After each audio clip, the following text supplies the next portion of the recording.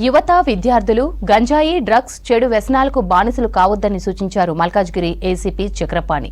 విద్యార్థి దశ చాలా కీలకమైందని ప్రతి ఒక్కరూ బాధ్యతగా చదువుకొని ముందుకెళ్లాలన్నారు. నాచారం జాన్సన్ గ్రామర్ స్కూల్లో సైబర్ క్రైమ్ నార్కోటిక్ పోలీసులు సంయుక్తంగా విద్యార్థులకు మత్తు పదార్థాలపై అవగాహన సదస్సు నిర్వహించారు. అపరిచిత వ్యక్తులు సైబర్ నేరాల పట్ల అప్రమత్తంగా ఉండాలన్నారు.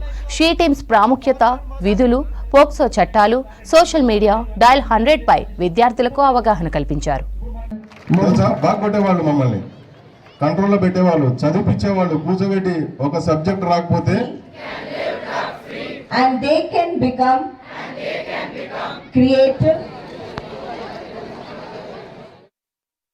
సైబర్ అవేర్నెస్ మరియు నార్కోటిక్ డ్రగ్స్ దాని మీద అవేర్నెస్ ప్రోగ్రామ్ కండక్ట్ చేయడం జరిగింది. ఎందుకనంటే నేటి బాలలే రేపటి పౌరులు, వీళ్ళంతా మన భారతదేశానికి రేపటి భవిష్యత్ తరం వీళ్ళది. కాబట్టి నేటి పరిస్థితులకు అనుగుణంగా వీళ్ళంతా ఈ అవేర్నెస్ ప్రోగ్రామ్ ద్వారా వాళ్ళకు మంచి అవగాహన కల్పించడానికి సైబర్ క్రైమ్ గురించి మరియు అదేవిధంగా నార్కోటిక్ డ్రగ్స్ గురించి వాళ్ళకు అవగాహన సదస్సు నిర్వహించడం జరిగింది.